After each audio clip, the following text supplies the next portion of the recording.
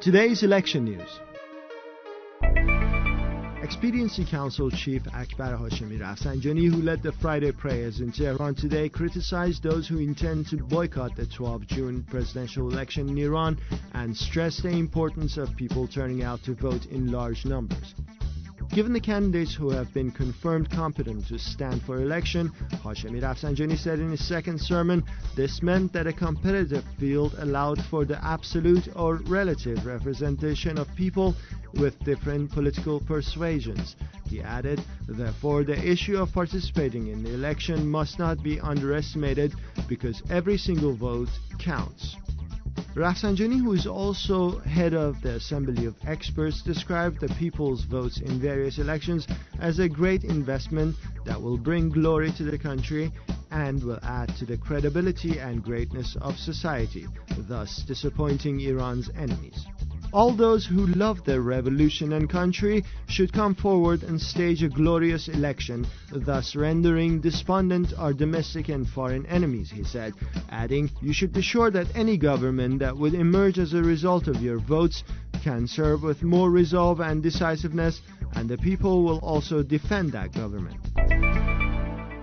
Zahra Shojaei, former presidential advisor and head of the Presidential Office for Women's Affairs under President Mohammad Khatami, in an interview with Jomhuriyat website today, rejected comparisons between Zahra Rahnavard, author and wife of presidential candidate Mir Hossein Mousavi, and U.S. First Lady Michelle Obama. In response to a suggestion that some refer to Rahnavard as Iran's Michelle Obama, Shojaei said, no, I want to say that it is Michelle Obama who is America's Zahra Rahnavard. Therefore, it is better to talk of our societal models independently and without borrowing from foreign models.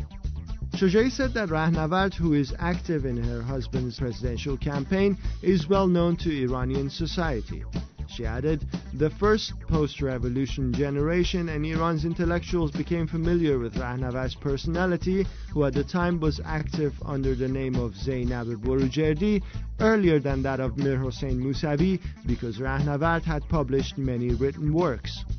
With regard to the presence of women as candidates in Iran's presidential elections, Shojaei stressed that she considered as a positive development the reinterpretation or precise and scientific interpretation of the term political dignitaries in recent remarks by the spokesperson of the Guardian Council.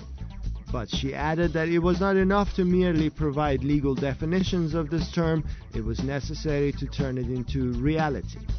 She said, the effective appearance and presence of women who meet the criteria for being considered as prominent examples of political and religious dignitaries would help in breaking wrong taboos and eliminating incorrect assumptions which exist in people's minds.